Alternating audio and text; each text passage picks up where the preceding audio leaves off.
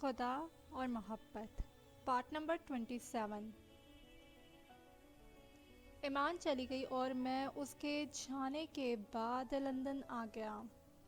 شاید میں بھی کہیں نہ کہیں اپنے ذہن کی اس نظریے کی غلط فہمی کا شکار تھا۔ شاید اس کا شہر چھوڑ دینے کے بعد میرے درد میں کچھ کمی واقع ہو جائے گی، لیکن ایسا کچھ نہیں ہوا۔ اس کی یاد وہ خنجر تھا جو ہمیشہ میرے دل کے عین بیچ میں گڑا رہتا تھا۔ جب تک لوگ آس پاس رہتے ذہن کچھ بھٹکا رہتا، لیکن تنہائی میں مجھے اس کی وہ دو بڑی بڑی آنکھیں گھیر لیتی، اس کے دیے ہوئے وہ دونوں موتی اور آخری خط میرے ساتھی بن جاتے، گھنٹوں ایک دوسرے سے باتیں کرتے۔ حیرت کی بات ہے کہ اس کی یاد کے آنے سے میری تنہائی ہی میری بہت سب سے بڑی محفل بن جاتی اور لوگوں کے بیچ میں اکثر تنہا رہتا۔ جیسے ہی لوگ میرے پاس آتے تو میں تنہا ہو جاتا تھا، پھر گھنٹوں بیٹھا بھیڑ چھٹنے کا انتظار کرتا تھا کہ لوگ جائیں اور مجھے تنہائی ملے اور پھر سے اپنی محفل جما سکوں۔ پھر صرف ایک کامران میرے دوستوں میں سے ایسا تھا جسے میری دل کی حالت کا علم تھا۔ جب گزشتہ دنوں میں نے اس سے ایمان کے چلے جانے کے بارے میں پہلی مرتبہ کھل کر بتایا تو وہ بہت دیر تک سکتے کی حالت سے نہیں نکل پایا۔ آنسو اس کی آنکھوں سے ٹپ ٹپ گرتے رہے۔ وہ اب تک یہی سمجھ رہا تھا کہ ایمان کی شادی کہیں اور ہو گئی ہوگی، کیونکہ پچھلے 2 سال سے نہ وہ پاکستان آیا تھا، نہ ہی میں نے اسٹیشن پر ملازمت کے بعد لندن آنے سے پہلے اس سے کوئی رابطہ رکھا تھا۔ کامران اس قدر پریشان ہو گیا تھا تو مجھے مجبوراً خواب آور دعا دے کر رات سلانا پڑا تھا۔ بہت دنوں تک مجھ سے بھی روٹھا سا رہا کہ میں نے اتنا کچھ ہو جانے کے باوجود اسے خبر کیوں نہ کی۔ اسے میرے آہنی اعصاب پر بھی حیرت تھی کہ اب تک چل پھر کیسے رہا ہوں۔ اب اسے کیا بتاتا، یہی تو اصل شرمندگی کی بات تھی۔ کاش میرے حواس بھی ایمان کے جانے کے ساتھ ہی ہمیشہ کے لیے چلے جاتے، لیکن وہ تو جاتے جاتے بھی مجھے جینے کی سزا سنا گئی تھی اور میں تھا کہ سزا کے طور پر جیے جا رہا تھا۔ ربیکہ بھی مجھ سے یہی گلہ کرتی تھی کہ میں سب کے ساتھ ہوتے ہوئے بھی سب کے بیچ میں نہیں رہتا، جانے کہاں بھٹکتا رہتا ہوں۔ البتہ آج اس کی ناراضگی کی وجہ کچھ اور ہی تھی۔ دراصل اسے میں نے صبح ہی بتایا تھا کہ میں سارا کے گھر رات میں مدعو تھا۔ ربیکہ رات بھر کی برف باری کے بعد نہر کے ساتھ جمی برف سے سنو مین بنانے کی کوششوں میں مشغول تھی، اور اس کی کوشش میں اس کے سفید ہاتھ پہلے سرخ اور سردی سے نیلے پڑتے جا رہے تھے۔ یہ بات سنتے ہی وہ برف کا ڈھیر چھوڑ چھاڑ کر تیزی سے میری جانب پلٹی۔ کیا سارا کے گھر کھانے پر گئے تھے رات کو اور مجھے ابھی بتا رہے ہو؟ یہ بھلا کیا بات ہوئی؟ اس نے دوپہر 3:30 بجے یہ آفر کی تھی، تب تک تم جا چکی تھی۔ شام کو میں لائبریری کھنگالتا رہا اور اب جب تم ملی ہو تو تمہیں بتا رہا ہوں۔ ربیکہ جانے کیوں روحانسی سی ہو گئی، پھر خود ہی کہنے لگی،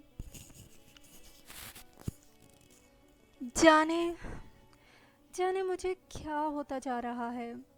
تمہیں سارا کے ساتھ دیکھ کر غلطی میری ہی ہے۔ ایک ہی شخص ہر کسی کے لیے ایک سا ساون بن سکتا ہے، اس کے وجود کی ٹھنڈی بوندیں یکساں نہیں برس سکتی، لیکن مجھے کیوں؟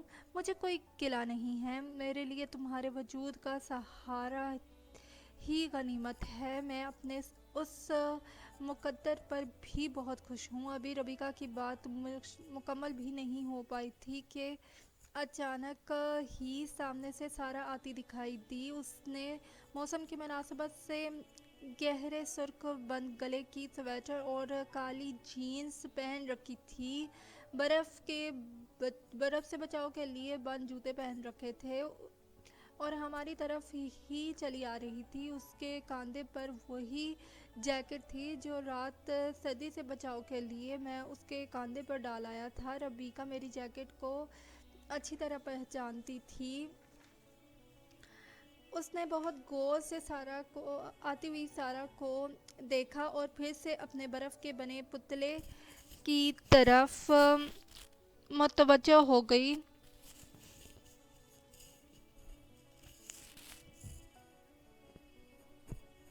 سارا نے قریب آ کر جیکٹ میرے حوالے کی۔ یہ رہی تمہاری امانت۔ رات کو میرا دھیان بٹھانے کے لیے بہت بہت شکریہ۔ سر آئزک نے بعد میں میری جیبوں کی تلاشی تو نہیں لی اکیلے میں؟ سارا زور سے ہنسی۔ اب ایسے بھی نہیں ہے میرے پاپا، رات کو بھی انہوں نے تمہارے جانے کے بعد خود مجھ سے سوری کہا تھا۔ اوہ بہت خوب، واقعی یہ تو خوشی کی بات ہے۔ ربیکا نے برف سے گیلے اپنے ہاتھ جھاڑے اور پلٹ کر بولی، بھائی میں تو اندر کیمپس میں جا رہی ہوں، ورنہ میرے ہاتھ یہیں کٹ کر گھر جائیں گے۔ سارا اسے روکتی ہی رہ گئی۔ ربیکا نے پلٹ کر نہیں دیکھا۔ جانے مجھے ایسا کیوں لگ رہا تھا کہ جیسے وہ مڑ کر دیکھے گی تو اس کی بھیگی آنکھیں بھی سارا کو نظر آ جائیں گی۔ سارا نے حیرت سے مجھے دیکھا۔ اسے کیا ہوا ہے مسٹر حماد؟ تم نے میری پیاری سہیلی کو اتنا اداس کیوں کر دیا ہے؟ یہ ایسی تو کبھی نہ تھی۔ شاید اداسی میرے آس پاس بکھری رہتی ہے۔ جو میرے ساتھ رہتا ہے وہ اس اداسی کے گہرے اندھیرے میں ڈوب جاتا ہے۔ سارا نے غور سے میری طرف دیکھا۔ تم باتیں بہت خوبصورت کرتے ہو۔ ربیکا بھی تمہاری انہی باتوں سے گھائل نظر آ رہی ہے۔ کچھ بات تو ہے تم میں۔ مجھے اس کے سوالیہ انداز پر ہنسی سی آ گئی۔ یہ سوال ہے یا کوئی فیصلہ؟ نہیں، میں ٹھیک کہہ رہی ہوں۔ میں نے اپنے پاپا کو کل رات سے زیادہ پریشان اپنی زندگی میں کبھی نہیں دیکھا، حالانکہ میں جانتی ہوں کہ وہ بہت مضبوط انسان ہیں۔ زندگی کے ہر بڑی سختی کو انہوں نے مسکرا کر جھیلا ہے، اسی لیے وہ ہمیشہ سے میرے آئیڈیل بھی رہے ہیں۔ لیکن جانے کیوں جب سے تم یونیورسٹی آئے ہو میں نے انہیں تمہاری جانب سے کسی نہ کسی الجھن میں ہی مبتلا پایا ہے۔ کل رات بھی میری پاپا سے اسی بات پر بحث ہو رہی تھی کہ کیا وہ مجھے یا میرے عقیدے کو اتنا کمزور سمجھتے ہیں کہ میں اس سے پلٹ جاؤں گی۔ ہمیں بچپن سے ہی یہ بات بتائی جاتی ہے کہ ہم عظیم ہیں اور عظیم رہیں گے، تو کیا ہماری عظمت کسی ایک لڑکے کے انکار کر دینے سے کم ہو جائے گی؟ کیا ہمارا عقیدہ اتنا کمزور ہے کہ کسی اور کا ایمان اس میں دراڑیں ڈال دے گا؟ میں چپ کر کے اس پر اعتماد لڑکی کی بات سنتا رہا۔ پھر تمہارے پاپا نے کیا جواب دیا؟ مجھے حیرت اور افسوس سے کہنا پڑتا ہے کہ پہلی مرتبہ انہوں نے روایتی رویے سے کام لیا، جو دلیل اور لاجک کی بجائے اپنا تجربہ اور خدشات اپنے بچے کے ذہن میں ٹھونسنے کی کوشش کرتا ہے اور اپنے اندر کے خوف سے اسے ڈرانے کی کوشش کرتا ہے۔ تم نے اس دن کہا تھا نا، اندھیرا ہمیشہ روشنی سے ڈرتا ہے، اور اگر یہ اندھیرا ہے تو میں خود بھی اس اندھیرے کا ایک حصہ ہوں. پھر مجھے تم سے تمہارے عقیدے سے خوف محسوس کیوں نہیں ہوتا؟ سارا کی باتوں سے لگ رہا تھا کہ سر آئزک کے رویے نے اسے الجھن میں ڈال دیا ہے. اس کے باتوں اس کی باتیں سن کر میں یہ سوچتا رہا کہ مغرب و مشرق کے رویوں میں کس قدر فرق ہے. یہاں مغرب میں ایک بیٹی باپ سے غلط یا صحیح ہونے پر باقاعدہ کسی ملزم کی طرح جرح کر سکتی تھی، اس سے لڑ سکتی تھی، روٹھ کر ناراض ہو سکتی تھی، جبکہ مشرق میں کسی جوان لڑکی کا باپ کے سامنے یوں کھڑا ہونا بھی محال تھا. وہ اپنے باپ سے کوئی سوال کجا اس کے سامنے کھڑی بھی نہیں ہو سکتی تھی. اس لمحے مجھے ایمان بڑی شدت سے یاد آئی. سارا اپنی روح میں نہ جانے کیا کیا بولتی رہی. پھر اس نے چونک کر مجھے دیکھا. کہاں کھو جاتے ہو یوں پل بھر میں؟ آج اس نے اچانک وہی سوال پوچھ لیا تھا جو ربیکہ اس سے پہلے کئی مرتبہ پوچھ چکی تھی. کہیں نہیں، بس تمہاری بات سن رہا تھا. نہیں، تم میری بات سنتے ہوئے بھی یہاں نہیں تھے. تم کبھی بھی ہم لوگوں کے ساتھ نہیں ہوتے. میں نے آج تک کسی کی آنکھوں میں اداسی کے اتنے بھور ایک جگہ اکٹھے نہیں دیکھے. کوئی ذاتی بات نہ ہو تو تم مجھ پر اعتبار کر سکتے ہو. اب میں اس معصوم لڑکی کو کیا بتاتا کہ میرے ساتھ کتنے غم میرے ابدی ساتھی ہیں. میں اسے یہ سب بتا کر افسردہ نہیں کرنا چاہتا تھا. داستان اتنی لمبی ہے کہ تم اکتا جاؤ گی، تم سن کر اکتا جاؤ گی. ہاں، البتہ یہ یقین رکھو کہ اس میں ایسا کچھ ذاتی نہیں ہے کہ جسے تم سے چھپایا جائے. جب کبھی ہمیں فرصت ہوئی اور ہم دونوں ساتھ ہوئے تو تمہیں ضرور بتاؤں گا. وہ خوش ہو گئی اور میری طرف ہاتھ بڑھا کر بولی، وعدہ؟ میں نے اس کا ہاتھ تھام کر کہا، پکا وعدہ. پھر وہی دو ہلکے سے گڑھے اس کے چہرے کا نور بڑھا گئے. کلاس کی گھنٹی تیسری بار بج چکی تھی. ہم دونوں ہی وہاں سے چل دیے. پھر ایک عجیب بات ہوئی. یونیورسٹی انتظامیہ نے اچانک اعلان کر دیا کہ اس سال پہلے کی طرح طالب علم اپنا پرچہ تحقیق ہمیشہ کی طرح کھلے ہال میں تمام یونیورسٹی کے سامنے نہیں پڑھیں گے، بلکہ تمام اسٹوڈنٹس پہلے اپنا ٹرم پیپر لائبریری میں جمع کروائیں گے اور انتظامیہ کی جانچ و تحقیق کے بعد چند منتخب شدہ پرچوں کو عام طلباء کے سامنے تقریب میں پڑھنے کی اجازت دی جائے گی. سارا اس بات پر بھی شدید جھلائی ہوئی تھی، لیکن میں جانتا تھا کہ اصل میں معاملہ کیا ہے. سر آئزک نہیں چاہتے تھے کہ میں اپنی تحقیق کسی بھی صورت میں دوسروں کے سامنے لاؤں. وہ اس نئی نسل کو ہولوکاسٹ کا وہی روپ دکھانا چاہتے تھے اور اسی یقین میں زندہ رکھنا چاہتے تھے کہ جو برسوں تک اس نسل تک پہنچایا جاتا رہا تھا. مجھے پہلی بار ایک عجیب سا طمانینت بھرا احساس ہوا.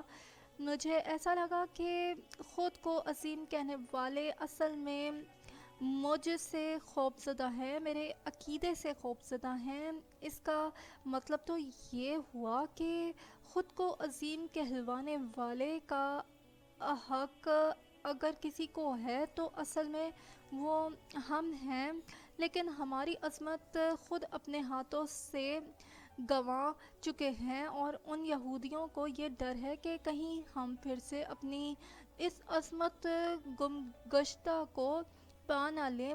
بہت دنوں کے بعد سر آئزک کلاس میں پرسکون دکھائی دے رہے تھے، شاید ان کے سر سے بڑا بوجھ اتر چکا تھا۔ ربیکہ پہلے ہی جلی بھنی بیٹھی تھی۔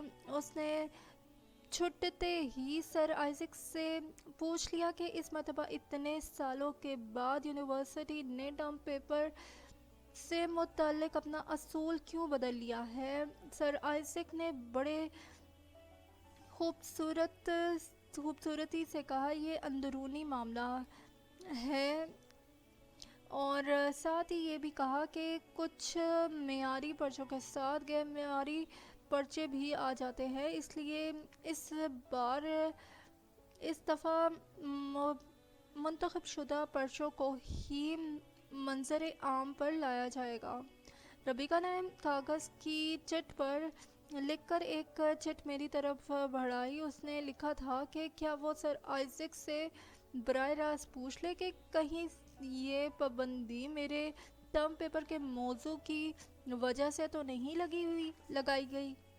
میں نے آنکھیں نکال کر اسے گھورا، تب کہیں جا کر وہ باز آئی، ورنہ اسے کوئی بعید نہ تھا کہ وہ یہ سوال بھی سر آئزک سے کر ہی بیٹھتی۔ اتفاق سے سارا کے ٹرم پیپر کا تعلق بھی ہولوکاسٹ سے ہی تھا۔ دراصل وہ فریڈرک نامی ایک یہودی مصنف کی تحقیق پر مبنی تھا۔ وہ مقالہ لکھ رہی تھی جس نے ہولوکاسٹ کے حق میں اپنی تصنیف میں روزنامچوں میں مختلف دلائل دیے تھے۔ ساتھ ہی ساتھ اس نے بہت سی کتابوں، انٹرویوز اور مختلف حوالوں سے اس مفروضے کو حقیقت ثابت کرنے کی کوشش کی تھی۔ سارا نے کبھی مجھ سے اپنی تحقیق چھپائی نہیں تھی، جو مسکرا کر مجھے چیلنج کرنے کے انداز میں اپنی روزانہ پیش رفت میں بتاتی رہتی تھی۔ ربیکہ پر وہ لمحے بہت گراں گزرتے تھے جب سارا میرے ساتھ کسی بحث میں مصروف ہوتی تھی، پھر ایسے ہی اجلے دن جب پوری یونیورسٹی دھوپ سیکنے کے چکر میں چھٹی منانے کے موڈ میں تھی۔ میں نے ربیکہ کا ہاتھ پکڑ کر اپنے ساتھ نہر کے کنارے اپنے مخصوص بینچ پر بٹھا لیا۔ میں نے اس سے کھل کر بات کرنے کا فیصلہ کر لیا تھا۔ وہ آج میرے اس انداز پر خاصی حیران بھی تھی۔ بیٹھو یہاں، مجھے تم سے کچھ بات کرنی ہے۔ اس نے حیرت سے اپنے ہاتھ میں پھنسے میرے ہاتھ کو دیکھا اور ہنسی۔ ہے میڈی، کیا بات ہے؟ آج کہیں مجھے پرپوز کرنے کا ارادہ تو نہیں ہے؟ کاش میں اتنا خوش نصیب ہوتا، تمہارا ساتھ پانے والے دونوں جہاں پالے گا۔ ربیکہ کی آنکھوں میں بیک وقت شرارے لپکے۔ واقعی؟ کیا تم ایسا سمجھتے ہو؟ مجھ میں تو ایسی خاص بات نہیں ہے۔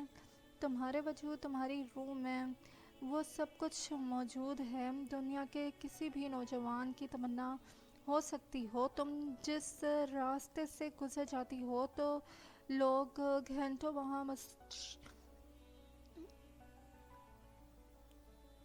مسرور بیٹھے رہتے ہیں، تمہاری ایک جھلک پانے کے لیے، 2 گھڑی بات کرنے کے لیے۔ میں نے یہیں اسی یونیورسٹی میں جانے کتنے لوگوں کو پریشان دیکھا ہے، پھر بھی تم کہتی ہو کہ تم میں کوئی خاص بات نہیں ہے۔ میں نے اس مغربی حسن کے چہرے پر پہلی مرتبہ شرم کی سرخی دیکھی۔ عورت دنیا کے کسی بھی خطے میں ہو، اس کے اندر کہیں نہ کہیں یہ سب ضرور موجود ہوتی ہے۔ وہ ہنس کر بولی، ہاں، کچھ لوگوں سے خاص بات تو ضرور ہوگی۔ ہاں، کچھ لوگوں سے خاص بات تو ضرور ہوگی، اسی لیے یہ سب آہیں بھرتے ہیں، لیکن وہ خاص بات تو نہیں جو اس کے پتھر دل کو موم کر دے، جس کو میں پگھلانا چاہتی ہوں۔ پھر یہ سب کچھ کس کام کا؟ تو آج ربیکا نے بھی دل کی بات کھل کر کرنے کا فیصلہ کر لیا تھا۔ ہمارے سامنے ٹیم سے نکلی اس نہر کا برف جیسا پانی بہت خاموشی سے بہہ رہا تھا۔ پانی میں جمی برف چھوٹے چھوٹے ٹکڑے بھی تیر رہے تھے، سامنے سے گزر جاتے تھے۔ ایسے ہی برف کے چھوٹے سے ٹکڑے سنگیر مرمر پر سفید نما سل پر پرندوں کا ایک جوڑا بیٹھا ہمارے سامنے سے گزرا، جو برف میں پھنسی سے گھاس کے ٹکڑے کو نکالنے میں مصروف تھا۔ دھوپ سیدھی ربیکا کے سنہری رنگ پر پڑ رہی تھی اور اس کا چہرہ مزید کندن ہو گیا تھا۔ بلیک اسکرٹ اور بلیک ٹاپ میں اس وقت بالکل کالے مخمل میں لپٹی ایک گڑیا سی لگ رہی تھی، سونے کی ایک گڑیا ہی لگ رہی تھی۔ ربیکا کہہ کر اپنی بات چپ چاپ بیٹھ کر نہر میں چھوٹے چھوٹے کنکر پھینکنے لگی۔ اس نے کنکر پھینکنے کے لیے ہاتھ ہوا میں اٹھایا تو میں نے وہیں اس کی کلائی تھام دی۔ کیا ضرورت ہے سب جذبے، ساری خوشیاں اور ہر خواہش کسی ایک شخص کے متصل کر دی جائے؟ ہو سکتا ہے وہ بد نصیب اس انعام کا حقدار نہ ہو سکتا ہے وہ اپنے حصے کے سارے رنگ، ساری کوس و قزح پہلے ہی کہیں نتار چکا ہو۔ ربیکا نے چونک کر میری طرف دیکھا۔ اس کی خوبصورت آنکھوں میں آنسو جھلملانے لگے۔ اگر وہ اپنے حصے کی کوس و قزح کسی اور کی آنکھوں میں ڈھونڈ چکا ہے تو پھر یہ سمجھ لو کہ میری زندگی میں بھی ہر رنگ سے میرا حق برتے بنا ہی چھن چکا ہے۔ میری محبت بھی ہمیشہ کے لیے بے نور ہو چکی ہے۔ یا خدا، اس لڑکی کو اتنی مشکل باتیں بھی آتی ہوں گی؟ میں نے کبھی سوچا بھی نہیں تھا۔ شاید یہ محبت ہی ہوتی ہے جو ہمیں کٹھن بولیاں سکھا جاتی ہے۔ ربیکا کا دل بھی ضد پر اڑ گیا تھا۔ محبت پھر سے اپنا صدیوں پرانا کھیل کھیل رہی تھی۔ فرق صرف اتنا تھا کہ عشق اور محبوب کی جگہ اور نام بدل چکے تھے، باقی ساری چبھن، ساری کاٹ، سارے گھاؤ وہی تھے۔ کاش ہم انسانوں کو اتنا تو اختیار دیا جاتا خدا کے اگر ہم خود کو نہیں تو کم از کم دوسروں کو اس آگ سے بھرے گھڑے میں گرنے سے بچا سکتے۔ لیکن قدرت کو تو خود یہ تماشا دیکھنے میں بہت مزہ آتا ہے۔ وہ دو انسانوں میں سے کسی ایک کے دل میں دوسرے کے لیے یہ آگ بھڑکا کر اسے عمر بھر کے لیے سسکا اور تڑپتا ہوا دیکھنا پسند کرتی ہے۔ قدرت تو اس کھیل کی ازل سے بہت بڑی کھلاڑی ہے۔ وہ ابد تک ہم انسانوں کو یوں ہی تڑپاتی، سسکاتی رہتی ہے جیسے وہ اس وقت ربیکا کو تڑپا ہی رہی تھی۔ میرے لیے وہ ربیکا جس سے اس بات کی خبر بھی نہیں تھی کہ میری روح تو جانے کب کی ایمان کے ساتھ ہی پرواز کر چکی تھی۔ یہ سانس لیتا جسم تو خود ایک چلتی پھرتی لاش تھا۔ محبت کا وہ زہر جو آج اس کی رگوں میں دھیرے دھیرے اتر رہا تھا، وہ بہت پہلے ہی میری جان لے چکا تھا۔ ربیکا سر جھکائے اپنے آنسو پینے کی ناکام کوشش کر رہی تھی۔ میں نے ہاتھ مضبوطی سے پکڑ کر دوسرے ہاتھ سے تھوڑی بلند کی۔ اس کی جھیل سی نیلی آنکھوں میں جانے کتنے بھنور مچلنے کو تیار تھے۔ نہیں، نہیں نہیں، تم نہیں روگی۔ بہت رولا لیا اس محبت نے ہم جیسے بے بس انسانوں کو، بہت کھیل لیا اس نے ہمارے جذبات کے ساتھ، بہت گھاؤ لگا چکا ہے یہ محبت، بہت چرکے سہ لیے ہم نے اس کے چلائے ہوئے اندھیر تیروں کے۔ نہیں ربیکا، نہیں روگی، نہیں، البتہ، اور اب اور نہیں۔ میں اس کی آنکھوں سے آنسو پہنچتا جا رہا تھا اور اسے رونے سے منع کرتا جا رہا تھا، لیکن جس رفتار سے میں اس کے آنسو پہنچ رہا تھا، اسے کئی زیادہ تیزی سے آنسو امڈ آ رہے تھے۔ ربیکا بار بار مجھ سے معذرت کرتی اور پھر نہ رونے کا وعدہ کر رہی تھی۔ کے اس کے اندر کا سیلاب پوری طرح سے بہہ جانے کا تہیہ کر چکا تھا۔ پھر وہ وہاں سے اٹھی اور پھر بھاگتی ہوئی دور ہوتی گئی۔ میں اسے دور جاتا ہوا دیکھتا رہا۔ نہر پر راج ہنسوں کے ایک جوڑے نے پانی کے آئینے میں اپنا چہرہ دیکھا، تیزی سے پھڑا کر پانی کے اوپر آ کر بیٹھ گئے۔ ہنسنی نے ہنس سے پوچھا، وہ راج ہنس رو کیوں رہی تھی؟ اس کا ہنس نے کہا۔ ہنس نے ایک لمبی اڑان لی اور پھر ہنسنی کے سر پر منڈلا کر بیٹھ گیا۔ یہ انسانوں کی دنیا بھی بڑی عجیب ہوتی ہے۔ اس ہنسنی کا ہنس تو کہیں دور تک نظر نہیں آیا۔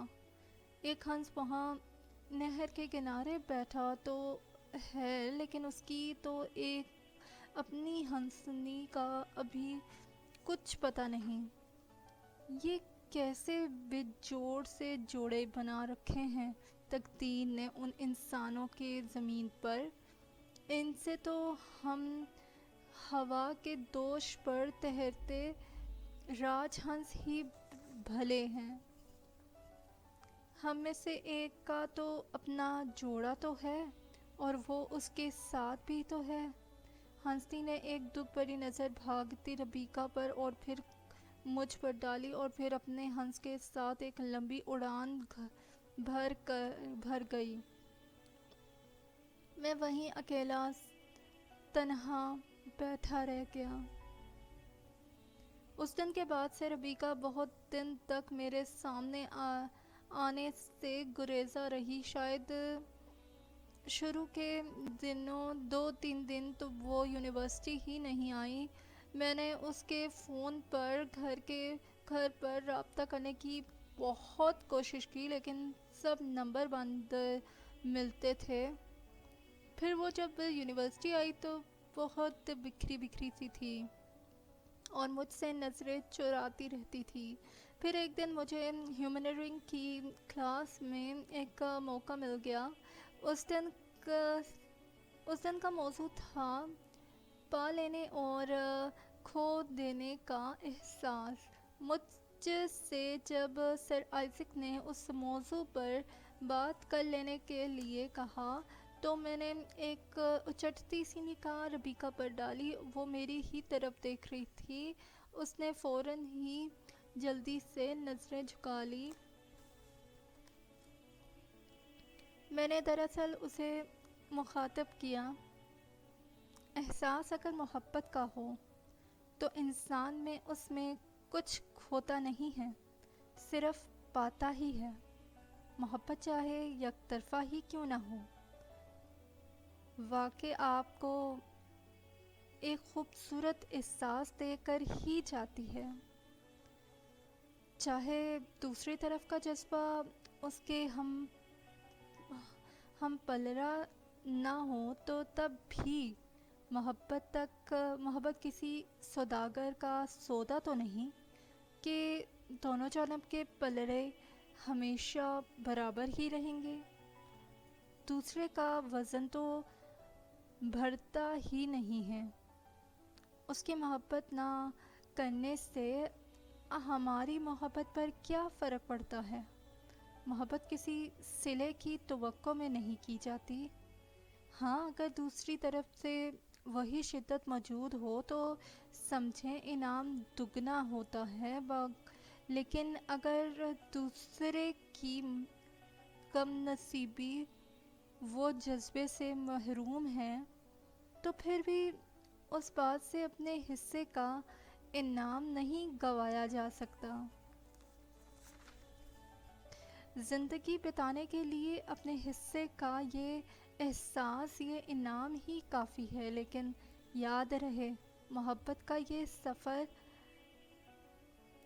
ننگے پاؤں ایک جلتے تپتے صحرا میں صدا کے لیے نکلے ہوئے سورج کے لیے چلنے کا سفر ہے۔ پاؤں کے چھالے گرنے کے لیے بیٹھ جانے والے اپنی منزل کا نشان کھو دیتے ہیں ہمیشہ کے لیے۔ میں اپنی بات کہہ کر بیٹھ گیا چند منٹ کے لیے، تب پوری کلاس میں گہرا سکوت سا چھا گیا۔ ربیکہ کی آنکھیں چھلکنے کو تیار تھی۔ وہ تو بھلا ہوا کہ گھنٹی کا جو کلاس ختم ہونے کی نشانی کے طور پر بج گئی، ورنہ آج ساری کلاس ربیکہ کے راز سے واقف ہو جاتی۔ ہم سب کلاس سے رفتہ رفتہ نکل گئے۔ میں اپنی سوچوں میں گم آگے بڑھتا رہا۔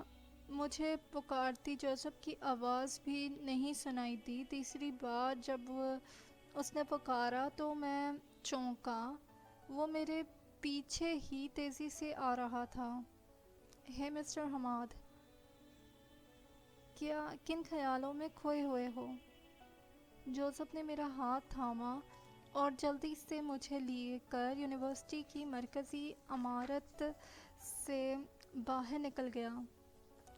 اس کے انداز سے صاف ظاہر تھا کہ وہ مجھے کوئی اہم بات بتانا چاہتا ہے جس کے لیے اسے تنہائی کی ضرورت ہے۔ باہر کھلی فضا میں پہنچتے ہی اس نے براہ راست مجھ سے پوچھا، اگر تم سے یہ پوچھا جائے کہ تم ہولوکاسٹ کو اپنے ٹرم پیپر یا اس یونیورسٹی میں اپنے داخلے میں سے ایک خاتمے میں سے کسی ایک چیز کو انتخاب کر لو تو تمہارا جواب کیا ہوگا؟ آپ میرا جواب اچھی طرح جانتے ہیں۔ میں قدم رکھ کر پیچھے رکھنے والوں میں سے نہیں ہوں۔ میں جانتا تھا۔ پھر ذہنی طور پر تیار رہو۔ یونیورسٹی انتظامیہ نے تم سے ہمیشہ کے لیے چھٹکارا پانے کا فیصلہ کر لیا ہے۔ شاید وہ مجھے بھی اس اجلاس میں نہ بلاتے۔ وہ تو جو کل گورننگ باڈی نے کل طلب کیا تھا، وہ لیکن ان کی نظر میں شاید میری وفاداریاں ابھی تک غیر مشروط ہو، اور پھر شاید آخر میں کہیں نہ کہیں فیصلے پر تمام ٹیچرز کے ساتھ میرے دستخط بھی چاہیے ہوں گے۔ لیکن اب مجھ پر کیا الزام ہے؟ ٹرم پیپر کو طلباء تک نہ پہنچنے دینے کا انہوں نے پہلے سے ہی بندوبست کر رکھا ہے۔ پھر کیا وجہ ہے اس اجلاس بلانے کا؟ تم 2-3 دن پہلے پارک اسکوائر ایونیو کی لائبریری میں گئے تھے۔ ہاں، کیا تھا؟ مجھے یاد تھا کہ اسی دن کی بات ہے جس رات میں سارا کے گھر کھانے پر مدعو تھا۔ وہاں تمہاری لائبریرین پیٹر تھامس سے بحث بھی ہوئی تھی۔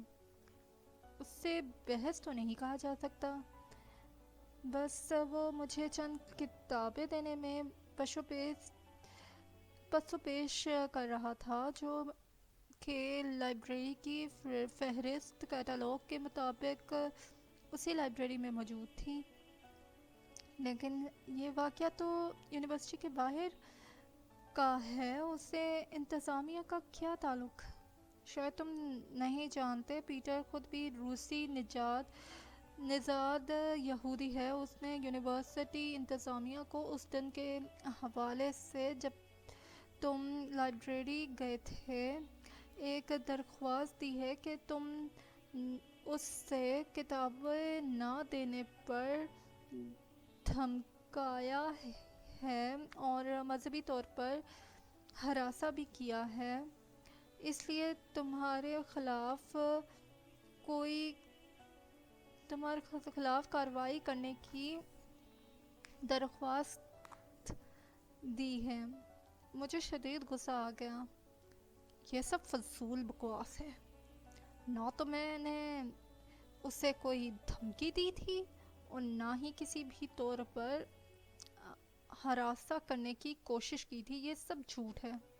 میں جانتا ہوں کہ تم سچ کہہ رہے ہو، لیکن تم جانتے ہو کہ انتظامیہ کسی بہانے کی تلاش میں تھی اور وہ بہانہ تم نے انہیں فراہم کر دیا ہے۔ جوزف کے چہرے پر بھی پریشانی کی لکیریں بڑھتی جا رہی تھیں۔ مجھے وہ دن اچھی طرح یاد تھا۔ پارٹ نمبر 27 اختتام کو پہنچا۔ فی امان اللہ۔